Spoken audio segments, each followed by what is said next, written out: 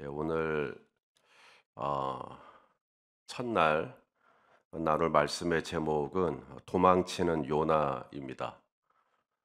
이 요나는 누구인가? 요나는 은혜 받은 사람이라고 할 수가 있습니다. 오늘 본문 1절 말씀을 좀 보겠습니다. 자, 1절 말씀입니다. 시작. 여호와의 말씀이 아미떼의 아들 요나에게 임하니라 이르시되. 자, 요나에게 무엇이 임했대요? 여호와의 말씀이 임했다고 말씀합니다. 여러분, 살면서 하나님의 말씀이 임하는 사건, 여호와의 말씀이 강권적으로 임하는 경험은 흔한 경험이 아닙니다. 매우 특별한 은혜죠. 제가 성도님들 신방을 갈 때가 있어요. 그러면 성도님들이 가장 바라시는 것이 뭔지 아십니까? 제가 무슨 선물 보따리 갖고 가는 거 아니잖아요. 목사님이 저희 집에 신방 온다는데 가장 기대하고 바라는 건 뭘까요? 예, 말씀입니다. 목사님께서 주의 종이 오늘 나와 내 가정에게 무슨 말씀을 주실 것이냐. 그만큼 우리 성도님들 이 말씀을 사모해요. 이 여호와의 말씀이 임했다라는 것은 말씀만 임한 게 아닙니다. 하나님이 임하신 거지. 우리 요한복음 1장 1절 말씀을 또 읽겠습니다. 시작. 태초에 말씀이 계시니라. 이 말씀이 하나님과 함께 계셨으니 이 말씀은 곧 하나님이시니라. 말씀이 임했다라는 것은 하나님이 같이 임한 겁니다. 신년을 맞아 우리 성도님들 중에 올해는 좀 말씀을 좀 가까이 해야겠다. 하나님 가까이 하겠다는 뜻입니다. 내가 말씀을 좀 읽어야지. 말씀을 읽으면 하나님을 읽는 거예요. 말씀을 묵상해야지. 하나님 묵상하겠다는 이야기입니다. 말씀을 붙들어야지. 하나님 붙들겠다는 이야기거든요. 오늘 요나에게 여호와의 말씀이 임했다라는 것은 말씀 자체이신 하나님의 강력한 임재가 함께 했다는 뜻이죠. 저는 우리 성도님들에게 올해 어느 때보다도 강력한 이 말씀의 임재가 함께 하시기를 소망합니다. 자, 그런데 말씀은 임했는데 요나의 얼굴 표정이 일그러집니다. 여호와의 말씀을 듣고 요나가 마음에 안 들어 해요. 그 내용이 뭔가 우리 2절 말씀을 보겠습니다. 시작. 너는 일어나 저 큰 성읍 니느웨로 가서 그것을 향하여 외치라. 그 악독이 내 앞에 상달되었음이니라 하시니라. 엊그저께 이제 송구영실예배 말씀 책갈피를 받으셨단 말입니다. 말씀을 딱 받았는데 오늘 요나처럼 말씀이 영 마음에 안 드는 거죠. 여호와의 말씀은 임했는데 이 내용이 영 마음에 안 들 수도 있겠다라는 생각이 듭니다. 요나가 딱 그랬어요. 여호와의 말씀이 강력하게 임했지만 요나는 별로 그 말씀이 마음에 들지가 않았어요. 요나는 평신도가 아니에요. 요나는 사역자입니다. 요나는 선지자예요. 하나님이 말씀하시면 그대로 대언해야 할 의무와 책임이 있어요. 그런데도 요나는 하나님의 말씀을 받자마자 그 내용이 마음에 안 드니까 도망가 버립니다. 오늘 본문 3절 말씀을 또 읽어보겠습니다. 시작. 그러나 요나가 여호와의 얼굴을 피하려고 일어나 다시스로 도망하려 하여 욥바로 내려갔더니 마침 다시스로 가는 배를 만난지라. 여호와의 얼굴을 피하여 그들과 함께 다시스로 가려고 뱃삭을 주고 배에 올랐더라. 요나가 은혜가 없었습니까? 요나가 말씀이 없었습니까? 요나가 믿음이 없었나요? 요나는 하나님을 경외하는 사람입니다. 이것은 제 말이 아니라 요나가 자기 자신을 가리켜서 나는 하나님을 경외하는 사람이라고 얘기를 해요. 내일 볼 본문입니다만은 미리 보죠. 9절 말씀입니다. 시작. 그가 대답하되 나는 히브리 사람이요 바다와 육지를 지으신 하늘의 하나님 여호와를 경외하는 자로라 하고, 어쩌면 이 요나가 여호와의 말씀이 임하는 이런 놀라운 은혜를 받게 된 것도 평소에 요나가 얼마나 하나님을 경외하고 하나님을 앙망하고 하나님을 바라보고 하나님께 집중하고 그랬기 때문이라고 저는 생각합니다.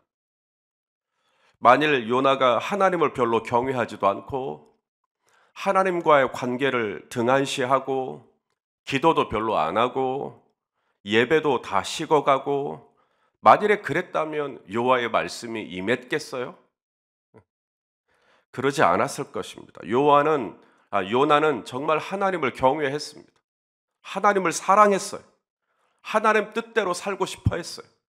내가 원하는 단 한 가지, 여호와의 기쁨이 되는 것, 하나님의 기쁨이 되는 것, 그것이 정말 요나의 열망이었습니다. 그런데도 하나님의 말씀이 막상 딱 임했는데 이 말씀이 별로 마음에 안 드는 거예요.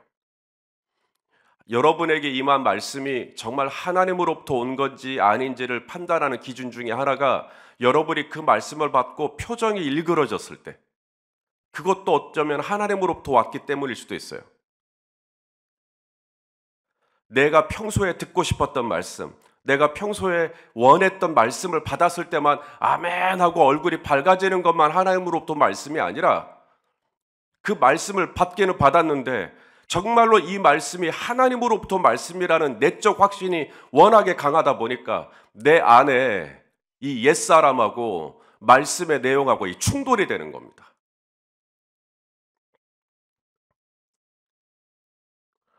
결국 요나는 여호와의 얼굴을 피해 도망쳐 버리는 일을 선택합니다. 성도 여러분, 하나님을 피해 도망치는 일이 가능이나 할까요? 이 세상 어느 곳인들 하나님의 눈앞 아니겠습니까? 우리 시편 139편 9절과 10절 말씀을 또 보겠습니다. 시작. 내가 새벽 날개를 치며 바다 끝에 가서 거주할지라도 거기서도 주의 손이 나를 인도하시며 주의 오른손이 나를 붙드시리이다. 거기서도, 바다 끝, 세상 끝. 오늘 요나가 도망치려 하는 곳이 어디죠? 다시스라고 하는 곳입니다. 다시스. 왜 다시스인가? 지도를 잠깐 보여드리겠습니다만은 주전 8세기경 당시 사람들은 저기 스페인 남쪽에 있는 대서양하고 걸쳐져 있는 항구 도시 다시스를 세상의 끝, 지구의 끝이라고 생각을 했어요. 해남 땅끝, 우리 한반도 내륙의 끝, 땅끝이죠. 하지만 다시스는 내륙의 땅끝이 아니라 지구상의 끝, 세상의 끝이라고 생각을 했어요. 그러니 요나도 내가 다시스로 도망만 칠 수 있다면, 내가 다시스로 튈 수만 있다면 하나님의 얼굴로부터 벗어날 수 있을 텐데 라고 생각을 했던 걸까요? 내일 보시면 아시겠지만 요나는 자기가 도망을 치지만 결코 하나님으로부터 벗어날 수 없다라는 걸 이미 알고 있었습니다. 하나님이 어떤 분인지를 아니까. 니느웨로 가려면 반대로 가야 되는데 내가 다시스로 가는 것이 결코 하나님의 뜻을 내가 이행하는 것이 아니기 때문에, 하나님이 기뻐하시는 일을 내가 하고 있는 것이 아니기 때문에, 하나님께서 나를 다 두고 보실 것이기 때문에 요나는 이 모든 것들을 다 알고 있습니다. 하나님을 떠날 수 없다는 것, 하나님의 손을 벗어날 수 없다라는 것, 남들이 말하는 세상의 땅끝이라고 말하는 다시스로 간다 해도 절대로 하나님의 눈을 벗어날 수 없다라는 걸 요나는 알고 있어요. 그래서 요나가 다시스로 가는데 이제 큰 폭풍이 일어나죠. 풍랑이 일어납니다. 그러자 요나가 뭐라 그러냐면 그 배에 있던 사람들에게 이 모든 풍랑의 원인이 다 자기 때문이라고 고백을 해요. 이거 나 때문입니다라고. 우리 12절 말씀을 한번 읽어볼까요? 시작. 그가 대답하되 나를 들어 바다에 던지라. 그리하면 바다가 너희를 위하여 잔잔하리라. 너희가 이 큰 폭풍을 만난 것이 나 때문인 줄을 내가 아노라 하니라. 요나는 자기가 지금 다시스로 도망을 치고 있지만 결코 성공할 수 없다라는 걸 알고 있어요. 내가 지금 하나님의 뜻을 등한시하고 하나님과의 관계를 멀리하고 내가 이렇게 사업을 벌이는 것이 결코 안 될 거라는 거 알면서도 하고 있는 거예요. 내가 이렇게 하는 것이 결코 하나님께 용인될 수 없다라는 걸 알고도 그거 하고 있는 거예요.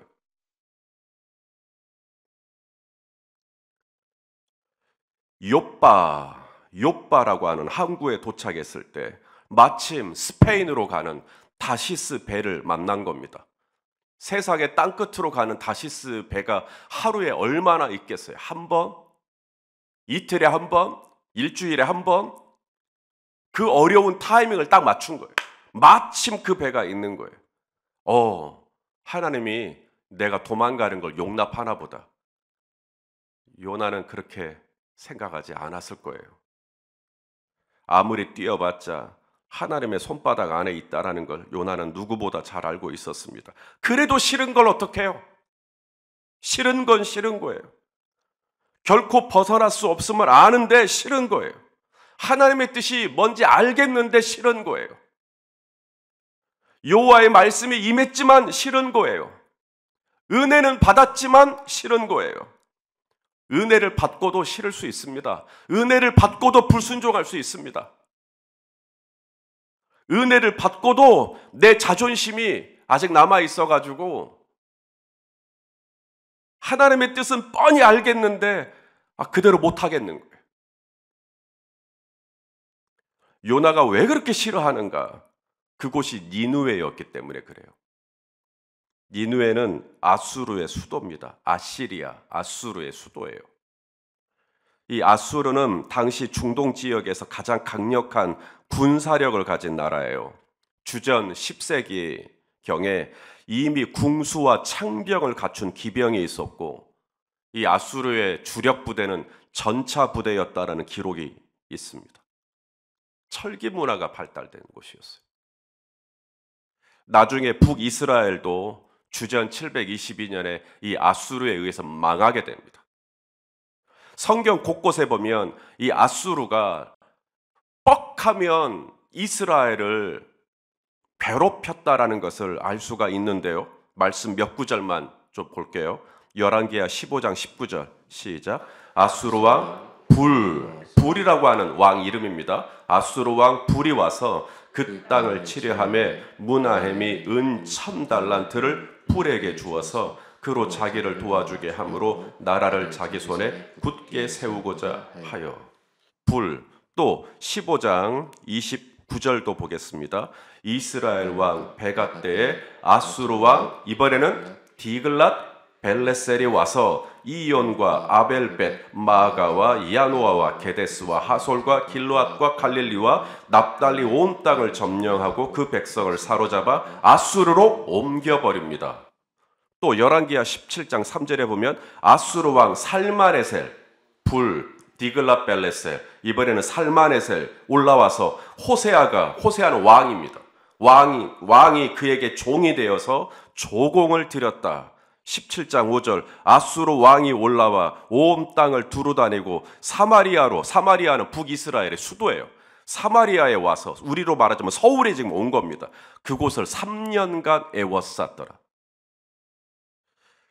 이 몇 가지 구절만 봐도 평소에 이스라엘 백성들하고 아수르와의 관계, 이스라엘 백성들이 가지고 있는 정서적인 감정, 아수르에 대한 감정이 좋을까요? 나쁠까요? 안 좋죠. 뻑하면 와가지고 은 1000달란트 내라, 조공 내라, 말 안 들으면 3년을 애워싸가지고 식량이 들어갈 수 있는 모든 길목을 차단해가지고 나중에 이 사마리아 성 안에 있는 사람들이 서로 잡아먹었다는 거 아닙니까? 그 지경까지 가도록 만드는 게 아수르였거든요. 그, 그 아수르의 수도인 니느웨로 가라고 하니까 요나가 싫은 겁니다.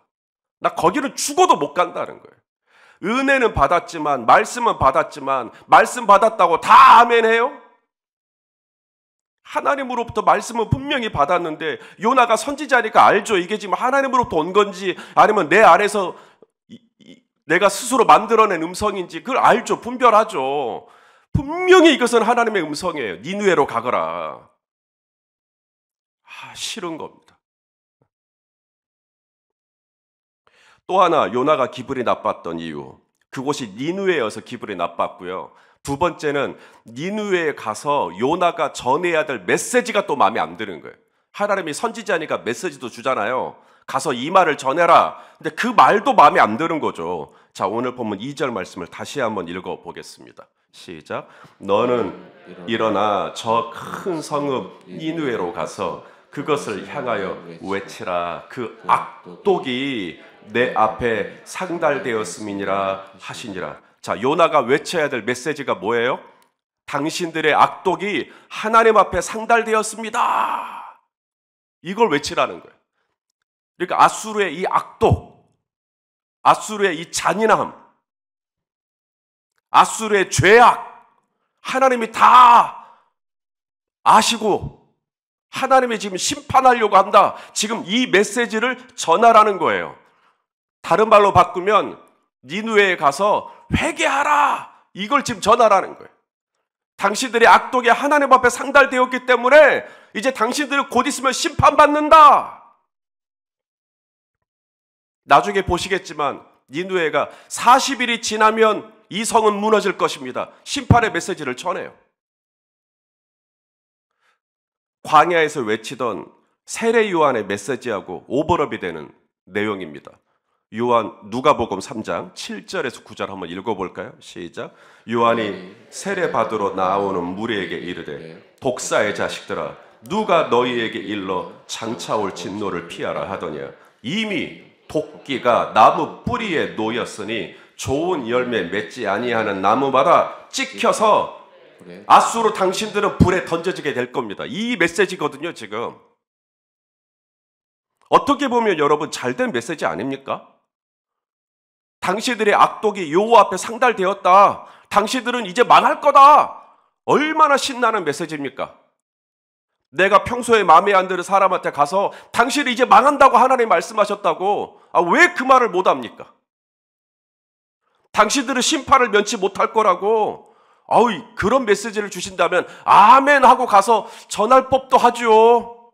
그런데 요나는 싫어해요. 당신들의 악독이 하나님 앞에 상달되었다라고 하는 이 회개의 메시지를 전하기를 싫어합니다. 요나는 알았어요. 그 메시지를 전하면, 당신들의 악독이 여호와 앞에 상달되었다고 전하면 혹 그 말씀 받고 하나님을 두려워하고 회개하는 사람이 나타나면 어떡하나?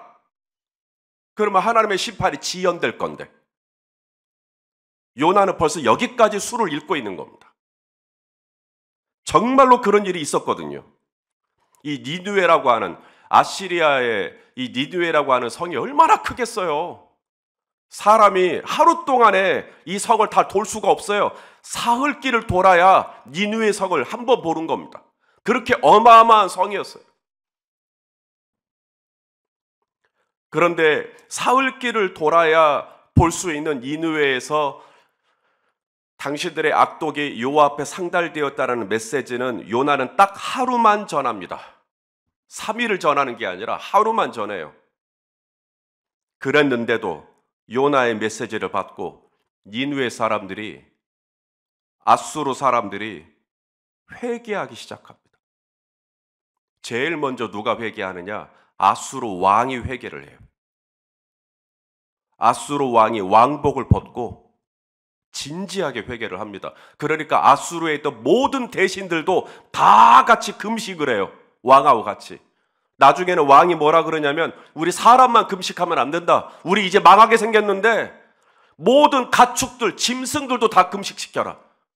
그래서 온 나라가 다 철저하게 회개해버립니다.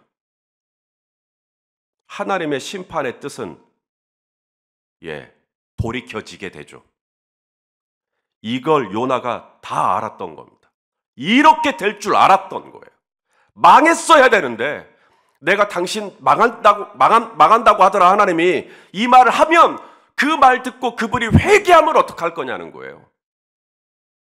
그러면 하나님의 뜻은 또 지연될 건데 하나님의 심판을 그분이 면하게 될 건데 그러니 나는 니느웨에 가지도 않을 것이고 당신들의 악독의 여호와 앞에 상달되었다 이런 얘기도 하고 싶지도 않고 그냥 망했으면 좋겠다는 거죠. 지금 요나의 마음은.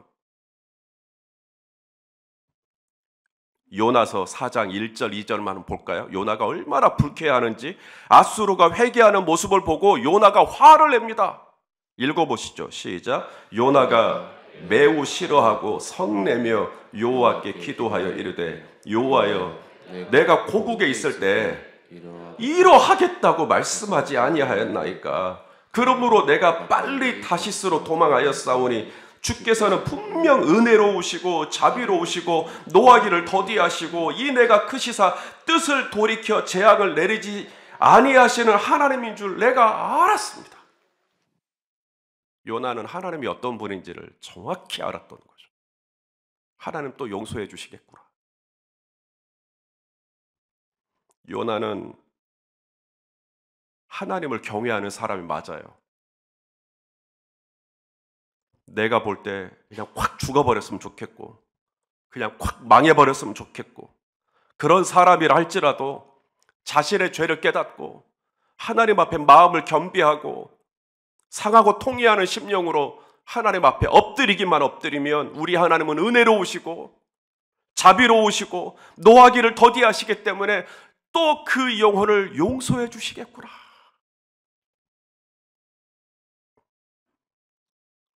우리 하나님은 바로 이런 하나님이십니다.